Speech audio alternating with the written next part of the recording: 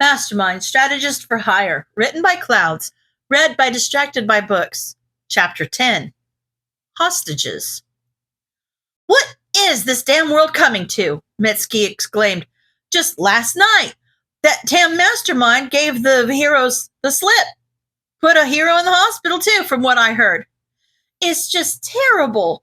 I wish that they'd just catch him already. It's nerve-wracking every time I turn the news on now. I'm so worried for Kotsky when he starts UA, Inko fretted. Yeah, right. Like some weak bastard like Mastermind could beat me, Kotsky said. They should have sent stronger heroes to the raid. The reason that hero got hurt was because he was weak. Shut up, brat. Don't go speaking ill of the injured like that. Izuku played with his food and tried not to react. Dinner with the Bakugos was always difficult, having to act natural with Kotsky so his friend wouldn't have any reason to kill him. But it was even harder when he was the topic of conversation. Izuku wanted more than anything to smirk and take credit for his crimes, or even kill Kotsky right there and prove that he wasn't weak. But he was smart enough to realize how stupid that would be. He'd just escaped a hero raid with his identity intact. He wasn't about to go giving himself away now. It still didn't make it any easier to navigate this conversation. Well, I'm just grateful that it didn't end up any worse, Masaru said quietly. Inko looked at him like he'd grown a second head. He got away, and a hero was injured. How could it have gone any worse? Masaru set down his fork and looked at Inko. According to a friend of mine with the police, a huge crowd gathered shortly after the raid began, and they were worried Mastermind would take hostages. We're lucky he just disappeared. Izuku's head snapped up as the cogs in his brain started turning. Hostages, he thought.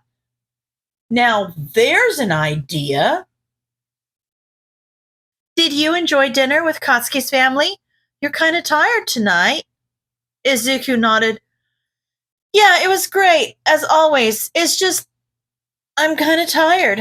I think I'm just going to go to bed early. Inko looked at him with concern. Don't you want to watch the news? Izuku just shook his head. It'd all be about the failed raid anyway. Good night, Mom. Inko looked like she wanted to protest, but pity won out. Okay, Izuku, good night. He shut his door and immediately went to his desk and opened the untraceable laptop he'd gotten from Giron. Hostages. It was such a simple idea, but it would be extremely effective. Because the first rule of hero work was to prioritize the rescue. Anytime a hostage was in danger, the heroes would have to do whatever was necessary to keep the hostage safe, rather than catch the villain. But who to take? Izuku sighed. Kidnapping civilians and holding them somewhere just wasn't practical. As shitty as his life was outside his villainy, it still existed. He didn't just have an underground bunker somewhere to keep hostages fed and alive for an indeterminate amount of time. If only he could just threaten to kill more heroes if they caught him or something, but then he'd be caught and wouldn't be able to kill them. He paused. Mastermind had never had to be physically present to kill anyone as long as he had interested buyers. It was one of the reasons it had taken the police so long to acknowledge his existence. Izuku smiled slowly. What he had in mind would take a lot of preparation, and he wouldn't be able to do it alone. But he was sure it would make an impact. He opened up his Mastermind account and drafted a message to a hacker named La Brava that Giron had recommended. The heroes wouldn't know what hit them. If there was anything good that came from the failed Mastermind raid, it was that the guy hadn't shown his face for 2 weeks. Tsukashi didn't know if he should be happy the guy wasn't committing crimes or frustrated that they couldn't find him. But the fact remained that Mastermind had gone to ground immediately after the raid and hadn't been heard from since. Nedzu had warned that he might be planning something, but Tsukashi didn't know what it could be. He decided he'd just count his blessings that the media had finally stopped camping in front of the station trying to get statements. It was bad enough that the vultures had finally gotten a hold of the fact that Kamui Woods wasn't just injured but had been viciously burned alive. He'd been lucky to survive, but there'd be a lengthy recovery process before he'd be able to return to hero work. Tsukashi's thoughts were interrupted by his phone ringing. Hello? Detective, are you watching the news? Nedzu's voice sounded worried, and alarm bells started ringing in Tsukashi's head. He had heard the principal sound gleeful, sad, even frustrated, but he'd never heard him sound worried before. Turn to channel 5. Tsukashi grabbed the remote to the small TV by his desk and turned it on to find two terrified-looking news anchors looking into the camera. Left on the desk of the main producer of our station this morning with instructions to air it or our entire production team would be killed. We do not know yet what is on this tape, so we urge viewers to stop watching as there is the possibility that it could contain sensitive information or images that could be triggering to some viewers. The screen cut to a dark green background. A black circle with a capital M inside it was superimposed on the green, and Tsukashi found it hard to breathe. He'd seen that symbol before on some of Mastermind's latest plans.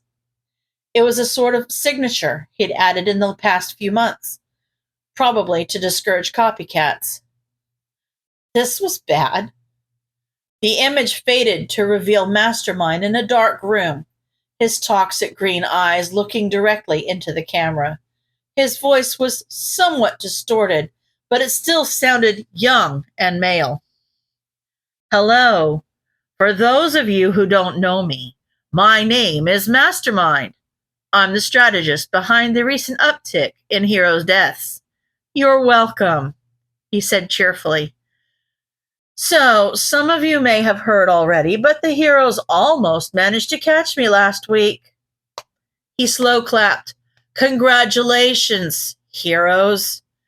And I'd say better luck next time, but he turned deadly serious. There won't be a next time.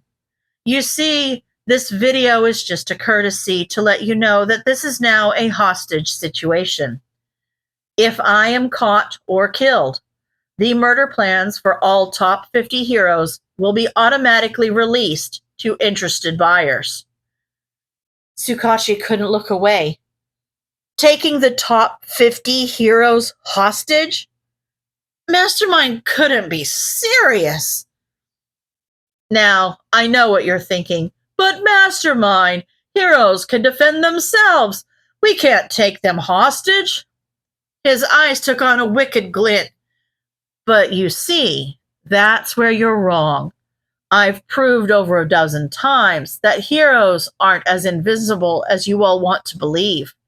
Just ask Mount Lady, Stretch, or maybe Glimmer. Detective! Detective? Tsukashi raised his phone to his ear again from where it had fallen on his desk. I'm here. Please tell me this is a bluff, Nedzu pleaded. Tell me he doesn't actually plan on doing this. Tsukashi swallowed. My quirk hasn't registered any lies. Nedzu swore, another first for the principal. Now, Mastermind continued, in case you think this is a bluff, I'm going to give you proof. I'll wait until this video airs. Then I'll release the murder plans for Pro Hero Wash. He's in the top 10. A pretty competent hero by all accounts. So go ahead. Try to protect him. I'm frankly excited to see you try. Mastermind was smiling now if his eyes were any indication. And just remember, once he's dead, that if you catch me or kill me, you'll have a lot more dead heroes on your hands. You might be able to save some of the top 50, but there's no way you'll be able to save them all. Mastermind waved to the camera. Good luck. The screen cut back to the news anchors, who began to discuss the footage, but Tsukashi could hardly hear them. Mastermind had just gone from a dangerous up-and-coming to an S-rank villain instantly, and they couldn't do a thing about it.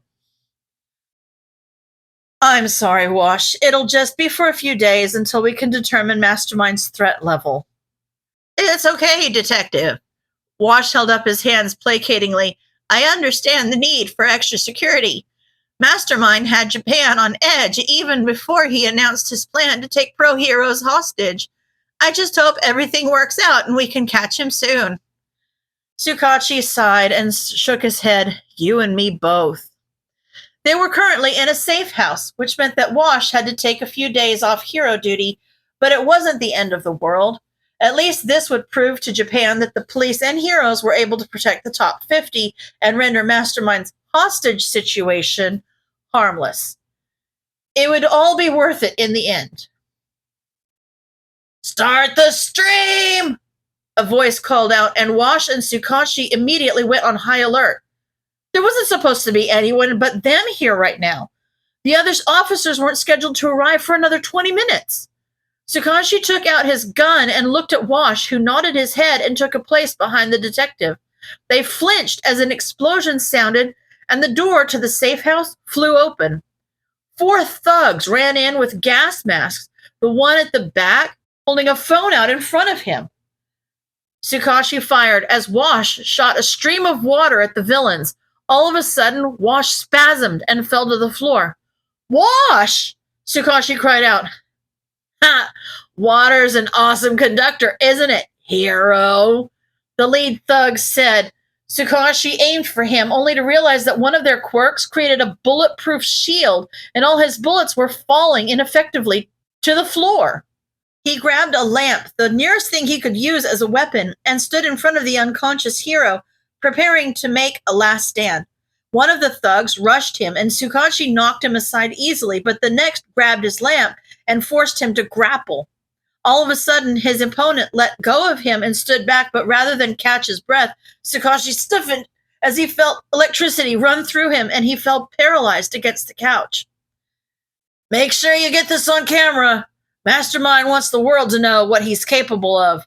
It's the least I can do to rid the world of the scum that arrested my brother. The thug with the camera nodded, and Tsukashi watched helplessly as the lead villain took out a gun of his own and shot Wash twice in the chest. He paused a moment, then put another bullet in the hero's head. You can never be too sure, he laughed. Roaches like that are tough to kill. Come on, boys, let's go. Backup arrived as Tsukashi was finally able to start moving again. He watched his paramedics rush to Wash first, only to shake their heads and come to help him instead. Are you okay, sir? Can you move? Tsukashi nodded and flinched. The paramedics continued asking him questions, and he answered numbly. Nedzu arrived as they were leading him to the ambulance with a shock blanket around his shoulders. He must have looked pretty bad because the principal immediately looked at him with concern. Are you okay, detective? Tsukashi shrugged. My entire body hurts like hell, but the paramedics say I'll be okay. Nedzu got a strange look in his eye. No, I mean emotionally. Tsukashi rubbed his eyes in frustration and was surprised when his hand came away wet. When had he started crying? The leader had an electric-type quirk. When Wash got hit with it, I thought he was just unconscious, but it just paralyzed whoever got hit with it. I was awake the whole time. I had to just watch while they killed him, and I couldn't do anything about it. He looked at Nedzu helplessly. What are we going to do? Nedzu just looked to where the media were already starting to gather, despite the fact that Wash's death had been live streamed. I don't know, he whispered. I really don't know. End of chapter.